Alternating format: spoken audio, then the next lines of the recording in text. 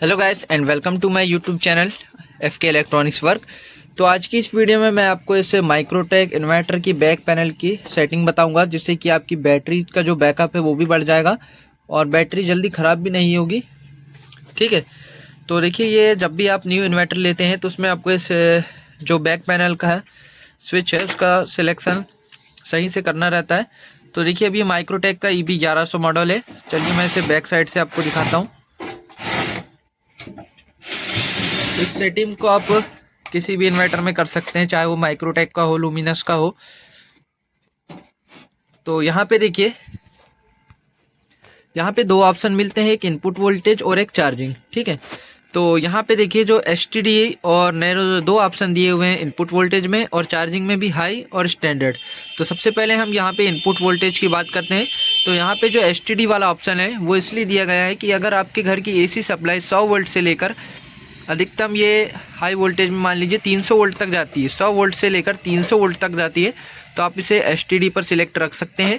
अगर आपके एरिया का वोल्टेज ज़्यादा फ्लैक्चुएट नहीं होता तो आप इसे नैरो में सिलेक्ट करिए। नैरो के लिए इसका वोल्टेज है 180 वोल्ट से लेकर 260 वोल्ट के बीच में, इसे आप नैरो में सिलेक्ट रख सकते हैं।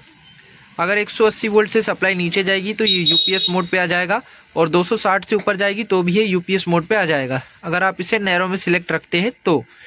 और STD में है 100 वोल्ट से लेकर 280 वोल्ट और अधिकतम 300 वोल्ट तक जाता है तो, और डाउन वोल्टेज जो है अगर 100 वोल्ट तक जाता है तो आप इसे STD में रख सकते हैं।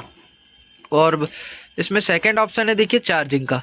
चार्जिंग में आपको ये देखना है कि अगर बैटरी बहुत से प्रकार की आती है, जैसे कि 100 एम्पियर, 80 एम्पियर, 150 एम्पियर, 200, 220। ठीक है, अगर आपकी बैटरी जो है 100 एम्पियर की है या उससे कम की है तो आप इसे STD में सिलेक्ट रख सकते हैं। ये हम स्विच को नीचे करेंगे यहाँ पे तो ये STD वाले ऑप्शन में सिलेक्ट हो जाएगा।